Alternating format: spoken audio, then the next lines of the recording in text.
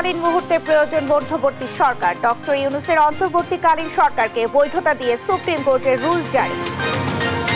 দ্রুত আইন শৃঙ্খলা নিয়ন্ত্রণে এনে শিক্ষা প্রতিষ্ঠান খুলে দেওয়া হবে। অন্তর্বর্তী সরকারের প্রথম বৈঠকের সিদ্ধান্ত। সব হত্যার সুষ্ঠু বিচারের ঘোষণা। নতুন সরকারের দায়িত্ব বন্টন। ডক্টর ইউনূসের হাতে ২৭ দপ্তর। অর্থ পরিকল্পনা সালেউদ্দিন আসিফ নজরুল পেলেন আইন। জাতীয় স্মৃতিসৌধ কেন্দ্রীয় শহীদ মিনারে অন্তর্বর্তী সরকারের শ্রদ্ধা। শান্তি ফিরিয়ে এনে অর্থনীতি সচলের অগ্রাধিকার। এবং ব্রাজিলের সাও পাওলোতে ৬২ আরোহী নিয়ে একটি যাত্রীবাহী বিমান বিধ্বস্ত, বহু প্রাণহানির শঙ্কা।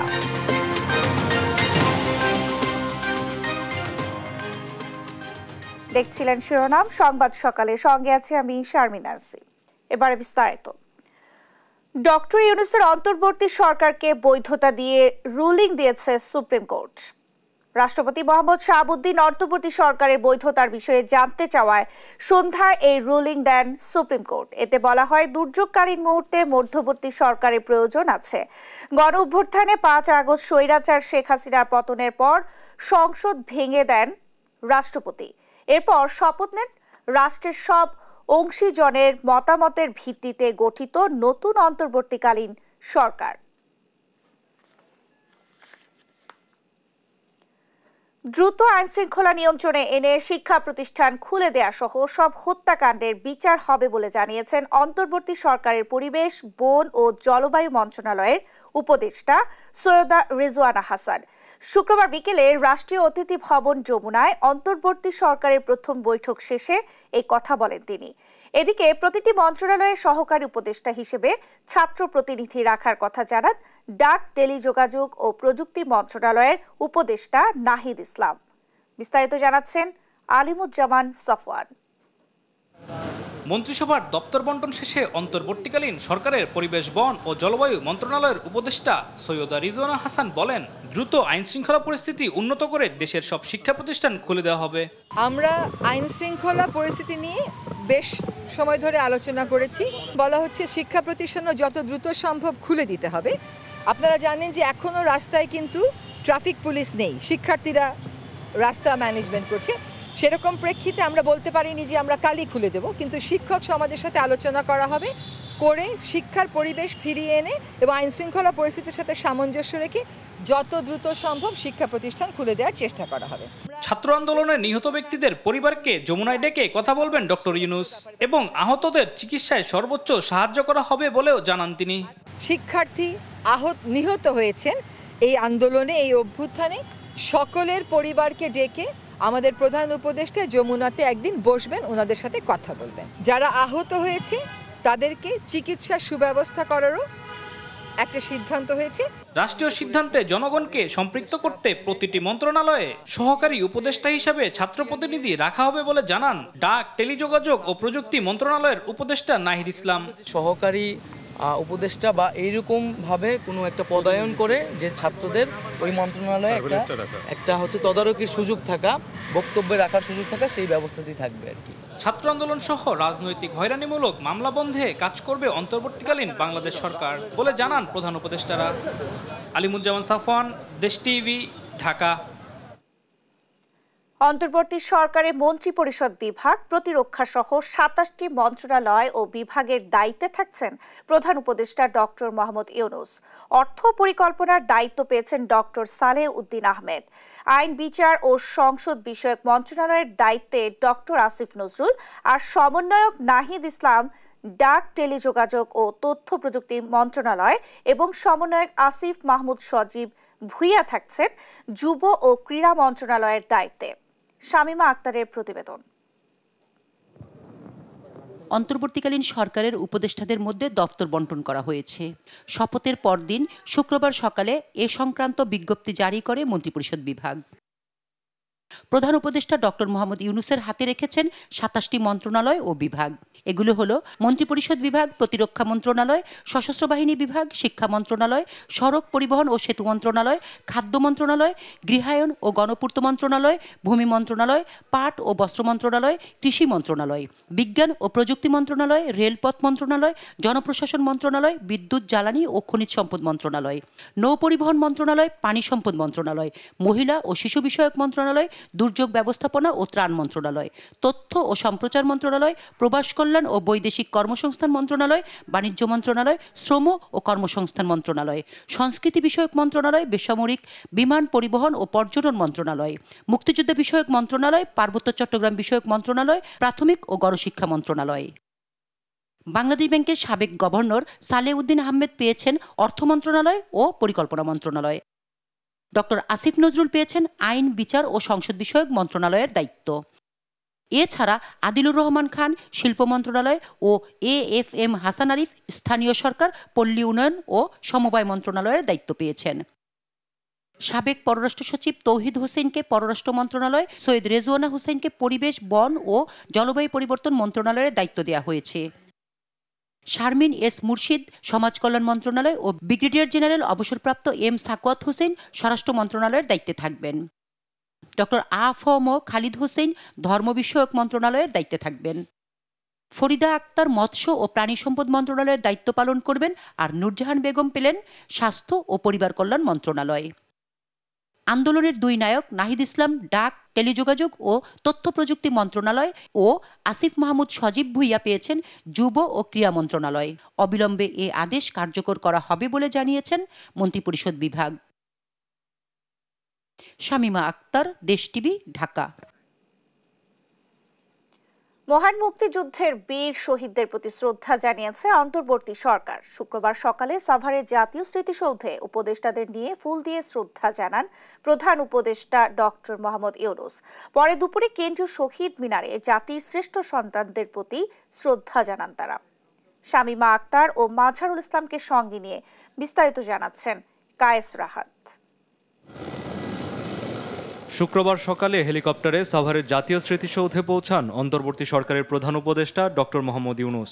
সেখানে তাকে উচ্চপদস্থ বেসামরিক ও সামরিক কর্মকর্তারা স্বাগত জানান।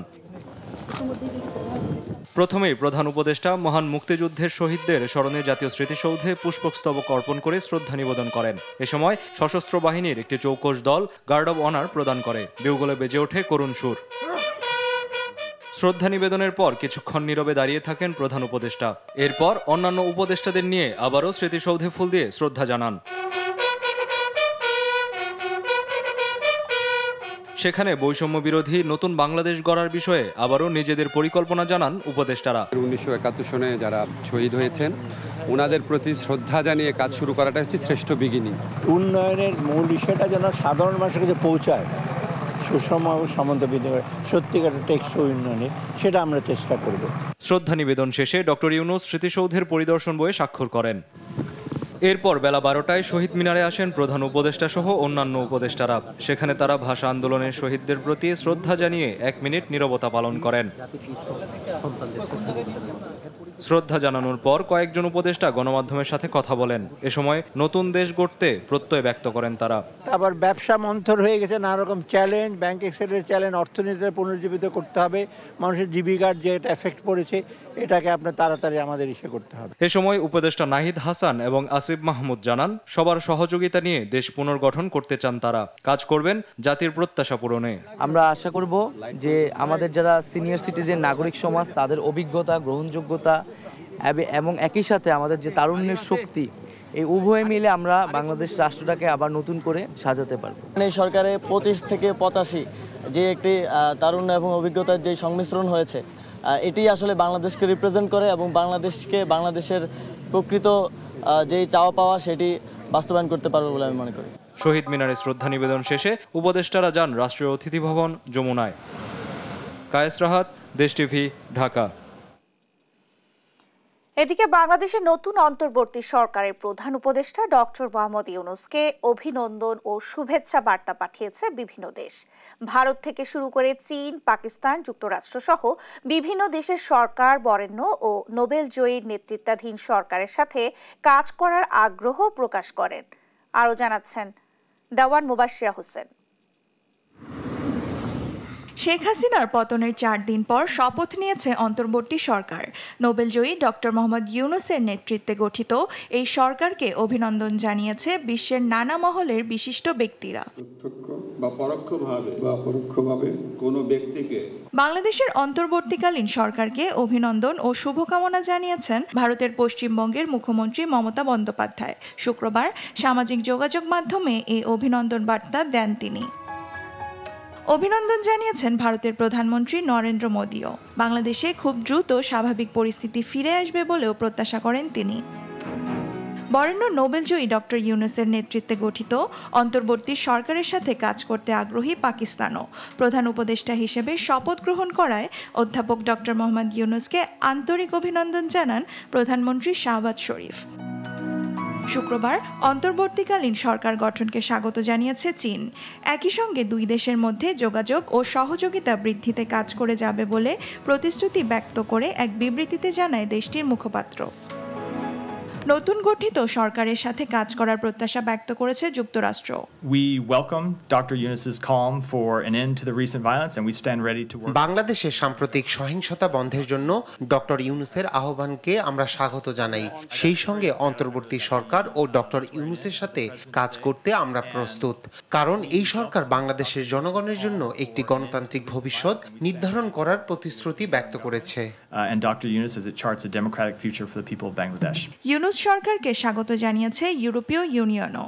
বৃহস্পতিবার জোটটির পররাষ্ট্র নীতি বিষয়ক প্রধান জোসেফ বোরেল গুরুত্বপূর্ণ এ পরিবর্তনকে সমর্থন জানিয়ে নতুন প্রশাসনের সাথে কাজ করার আগ্রহ প্রকাশ করেছেন। দেওয়ান মুবাশশিরা হোসেন, নিউজ ডেস্ক, দেশ টিভি। বাংলাদেশের ভবিষ্যৎ নিয়ে উন্নয়ন অংশীজনদের যে সংশয় ছিল তা কেটে গেছে বলে মন্তব্য করেছেন বিএনপি স্থায়ী কমিটির সদস্য আমির খসরু মাহমুদ চৌধুরী। শুক্রবার সকালে বিএনপির গুলশানের কার্যালয়ে ঢাকাস্থ জাতিসংঘের আবাসিক সমন্বয়কারী গোয়েন লুইসের সঙ্গে বৈঠক শেষে এসব কথা বলেন তিনি। এ সময় সাম্প্রতিক ঘটে যাওয়া ঘটনাগুলোর কারণ অনুসন্ধান সহ অন্তর্বর্তী সরকারকে জাতিসংঘের পক্ষ থেকে সব ধরনের সহযোগিতার আশ্বাস দেন গোয়েন লুইস। বিস্তারিত সাইফুল রিপনের প্রতিবেদনে। শুক্রবার সকালে বিএনপির গুলশানের কার্যালয়ে দলটির মহাসচিব মির্জা ফখরুল ইসলাম আলমগীরের সাথে বৈঠক করেন ঢাকাস্থ জাতিসংঘের আবাসিক সমন্বয়কারী গোয়েন লুইস। বৈঠকে উপস্থিত ছিলেন দলের স্থায়ী কমিটির সদস্য আমির খসরু মাহমুদ চৌধুরী, বিএনপির সাংগঠনিক সম্পাদক শামা ওবায়েদ ও ঢাকাস্থ জাতিসংঘের মানবাধিকার বিষয়ক বিশেষজ্ঞ হুমা খান। বৈঠক শেষে সাংবাদিকদের সাথে কথা বলেন জাতিসংঘের আবাসিক সমন্বয়কারী গোয়েন লুইস। জানান অন্তর্বর্তী সরকারকে সহযোগিতা করবে জাতিসংঘ। United Nations has a very important role in supporting this transition government. So we're meeting all of our stakeholders and all of the parties involved and all of the civil society organizations to begin conversations about how the UN can support Bangladesh along the path for looking at a new investigation for what happened, path to reconciliation and advancing on our development priorities in the country, and of course supporting until the new transition government can announce elections in the coming months. এ সময় বিএনপির স্থায়ী কমিটির সদস্য আমির খসরু মাহমুদ চৌধুরী বলেন, দ্বিতীয়বারের মতো স্বাধীনতা পেয়েছে দেশ। আমরা দ্বিতীয়বার স্বাধীনতা পেয়েছি। এর সাথে বাংলাদেশের মানুষের জনসমর্থন যেভাবে ছিল, আন্তর্জাতিক সম্প্রদায়ের ভালো সমর্থন ছিল। বাংলাদেশের উন্নয়ন পার্টনার যারা আছে তারা বাংলাদেশের আগামী দিনের ভবিষ্যৎ কী হবে সেটা নিয়ে সকলের মধ্যে একটা দ্বিধাদ্বন্দ্ব ছিল। আজকে সকলের সেই সংখ্যা কেটে গেছে। আমরা সবাই মিলে আগামী দিনে বাংলাদেশ কীভাবে করব, আমাদের পার্টনাররা UN is a major partner এবং তাদের সমর্থন প্রয়োজন আছে এবং তারা সেই সমর্থন দিতে রাজি আছে এবং সবাইকে নিয়ে কাজ করতে রাজি আছে। আমরা সবাই মিলে একটা নতুন বাংলাদেশ করব আগামী দিন। অন্তর্বর্তী সরকারের অধীনে নিরপেক্ষ নির্বাচন নিয়ে সন্দেহের কোনো অবকাশ নেই বলেও মন্তব্য করেন আমির খসরু মাহমুদ চৌধুরী। নিরপেক্ষ নির্বাচন নিয়ে তো কারো মনে কোনো সন্দেহ নাই, বাংলাদেশেও নাই, বাইরেও নাই। তো সেটা তো হবেই, সেটা তো হতেই হবে। এই জন্যই তো আজকে বাংলাদেশের আন্দোলন হয়েছে, রক্ত দিয়েছে, তাই না? Thank you. সাইফুল রিপন, দেশ টিভি, ঢাকা। অন্তর্বর্তী সরকার রাষ্ট্র সংস্কারে যৌক্তিক সময় নিলে সমর্থন জানাবে জাতীয় পার্টি। এ সময় ডক্টর ইউনূসের নেতৃত্বাধীন নতুন সরকারকে স্বাগত জানায় জাতীয় পার্টি। শুক্রবার সকালে বনানীতে জাতীয় পার্টি চেয়ারম্যানের কার্যালয়ে এক সংবাদ সম্মেলনে এই কথা জানান দলটির মহাসচিব মুজিবুল হক চুন্নু। এ সময় নির্বাচন পদ্ধতি ও সাংবিধানিক প্রতিষ্ঠান সংস্কারের দাবি জানিয়ে প্রধানমন্ত্রী ও রাষ্ট্রপতির ক্ষমতার ভারসাম্যের দাবি জানান জাতীয় পার্টির মহাসচিব। এক্ষেত্রে কেউ যেন দুইবারের বেশি প্রধানমন্ত্রী না হতে পারেন সেই দাবিও জানায় জাতীয় পার্টি। যত ধরনের সংস্কার, গণতান্ত্রিক প্রতিষ্ঠান এবং জনগণের প্রয়োজনে শাসন বলেন, বিচার বিভাগ বলেন, এক্সিকিউটিভ বলেন, জুডিশিয়ারি বলেন, যাই বলেন, সেই জন্য আমরা চাই অন্তর্বর্তীকালীন সরকার এই কাজগুলি যত দ্রুত সম্ভব করতে পারেন। এর জন্য যদি কিছু সময়ের প্রয়োজন হয় সেই সময় আমার মতে আমাদের বেলা অন্তত আপত্তি না, আমরা অন্তত আপত্তি করব না।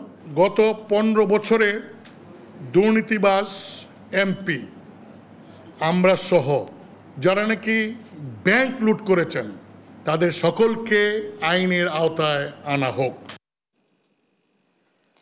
পদত্যাগ করলেন বাংলাদেশ ব্যাংকের গভর্নর আব্দুর রউফ তালুকদার। ব্যক্তিগত কারণ দেখিয়ে শুক্রবার বিকেলে আর্থিক প্রতিষ্ঠান বিভাগের সচিবের কাছে তিনি পদত্যাগপত্র জমা দেন। আর্থিক প্রতিষ্ঠান বিভাগ জানায় শুক্রবার বিকেল 3টার দিকে গভর্নর তার 1 পৃষ্ঠার পদত্যাগপত্র আর্থিক প্রতিষ্ঠান বিভাগের সচিব মোহাম্মদ আব্দুর রহমান খানের কাছে পাঠান।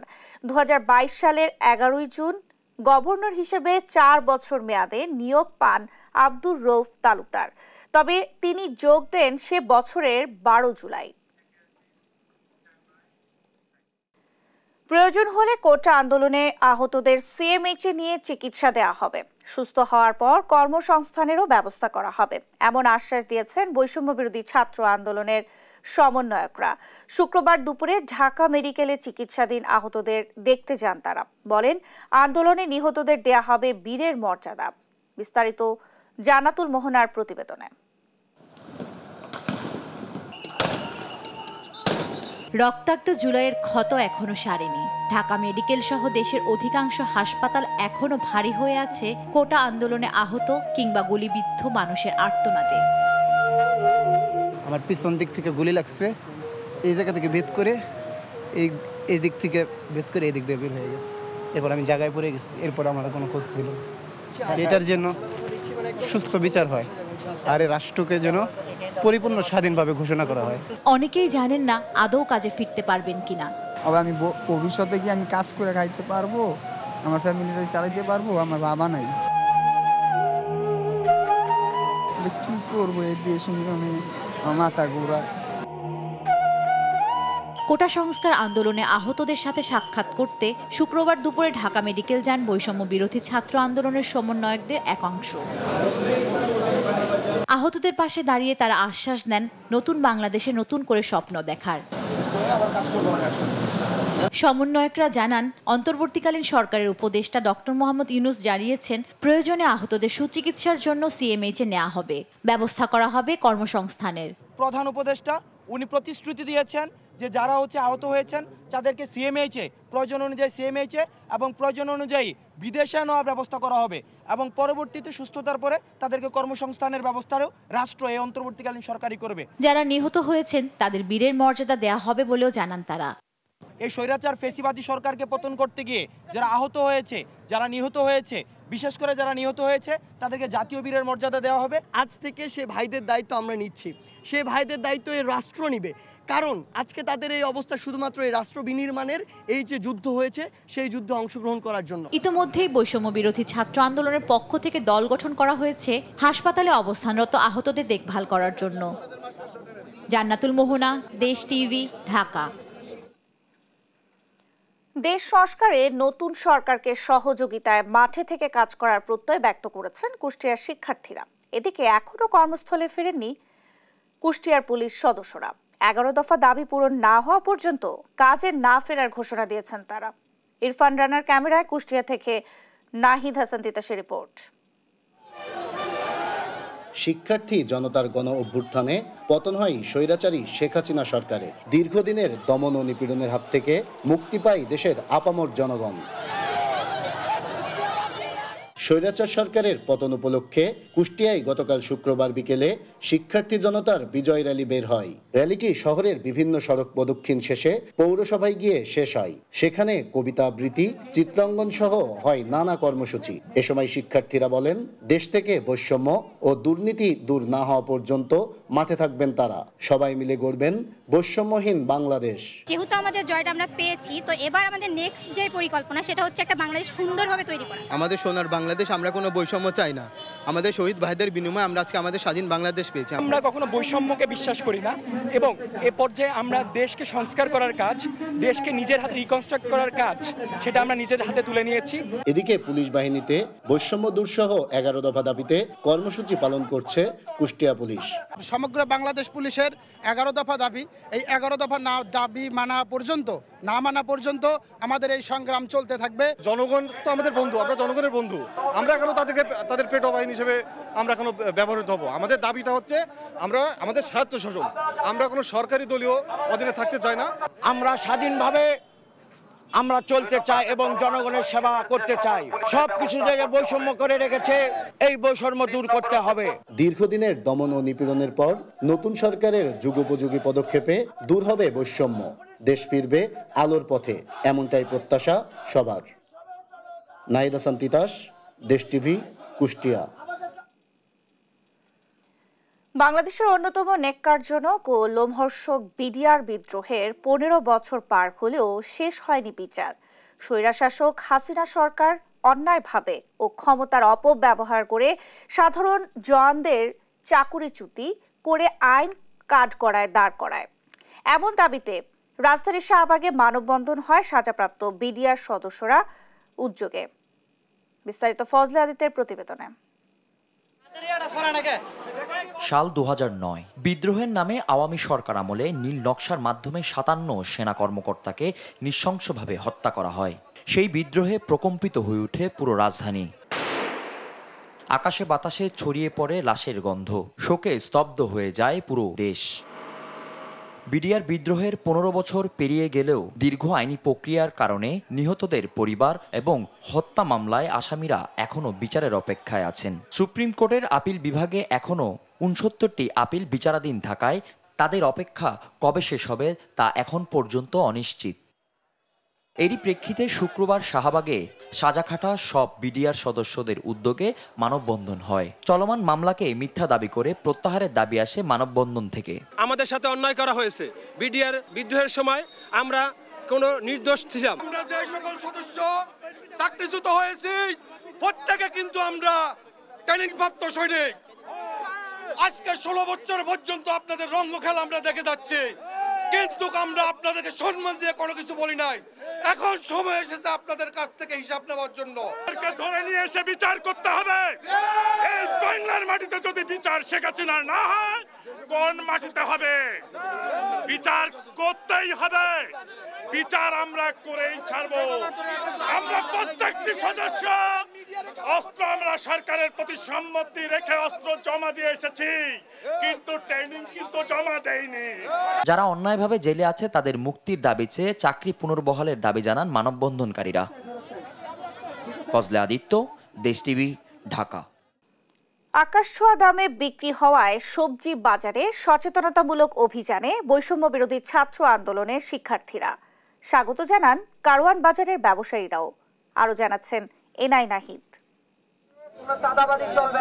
রাজধানীর কারওয়ান বাজারে শুক্রবার রাতে একদল শিক্ষার্থীর চাঁদাবাজির বিরুদ্ধে প্রচারণার চিত্র এটি। দ্রব্যমূল্য নিয়ন্ত্রণ ও বাজার মনিটরিংয়ে শিক্ষার্থীরা এ সময় ব্যবসায়ীদেরকে চাঁদা না দিতে এবং অতি লাভ না করার অনুরোধ জানান। শিক্ষার্থীদের কোনো কথা তারা মানছে না, তখন আমাদের উপায় থাকবে না, তখন আমরা সেনাবাহিনীকে অবশ্যই ইনফর্ম করব। আমরা সকলেই যখন এটার বিরুদ্ধে প্রতিরোধ গড়ে তুলবো, তো একা দেখা যাচ্ছে একদিন 2 দিন 3 দিন মাথায় এটা টোটালি পরিষ্কার হয়ে যাবে। জনগণ আমাদের পাশে থাকবেন, হেল্প করবেন, যে কোনো প্রবলেম হবে আমাদের জানাবেন, আমরা ব্যবস্থা নিব।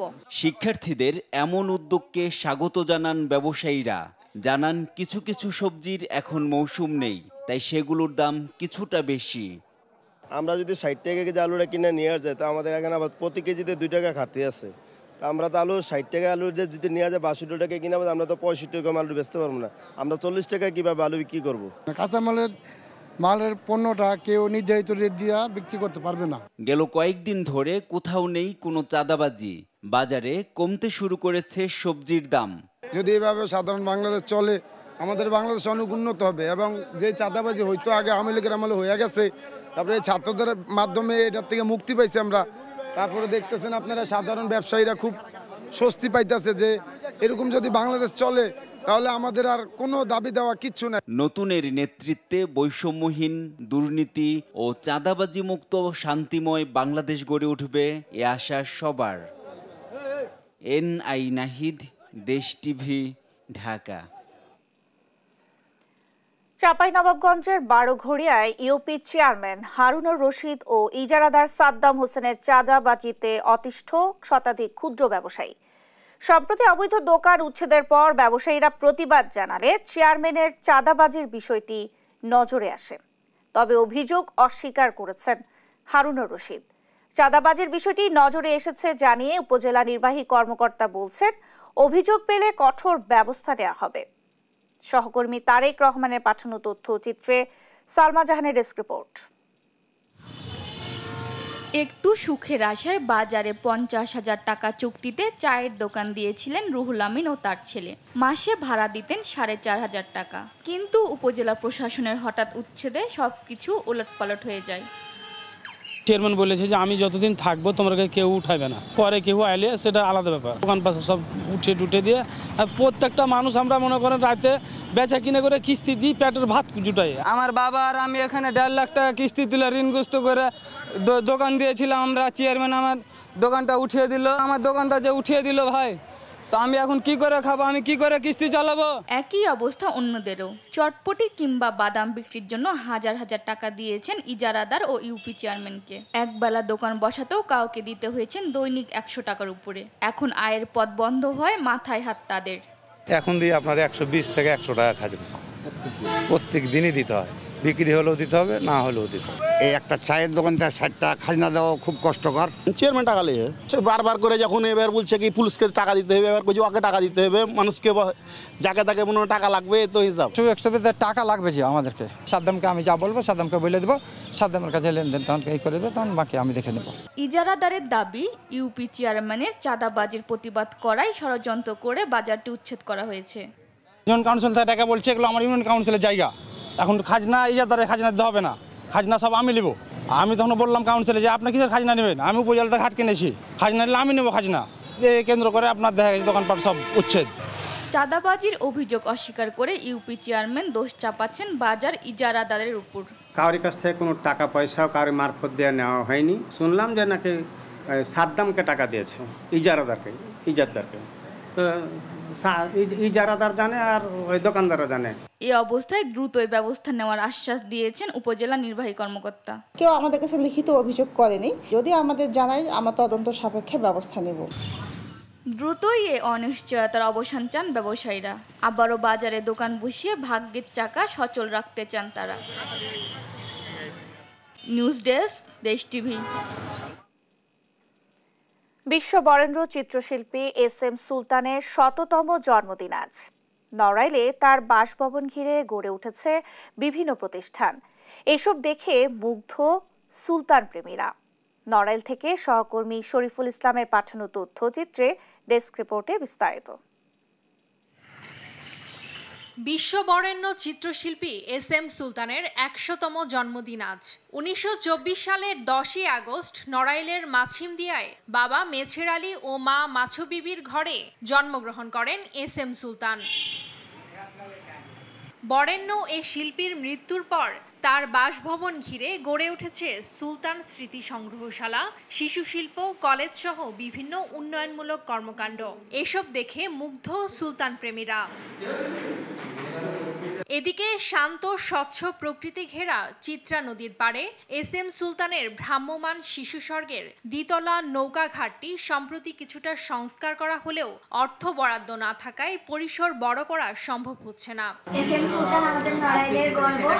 উনি অনেক সুন্দর সুন্দর ছবি এঁকেছেন, আমিও ছবি আঁকতে খুব পছন্দ করি। এই নৌকা আমরা দেখতে আসছি এবং এটা খুবই একটা সৌন্দর্যময় জিনিস। এই রাস্তাটা যদি আরো প্রশস্ত করা যায় সরকারি উদ্যোগে, তাহলে সাধারণ জনগণ, ছাত্র নিঃসন্দেহে পৌঁছাতে পারবে।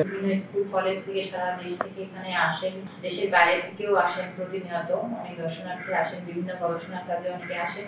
বিশ্ব বরেন্দ্র সুলতান সংগ্রহশালায় আরও কিছু উন্নয়নের দাবি এলাকাবাসীর। নিউজ ডেস্ক, দেশ টিভি।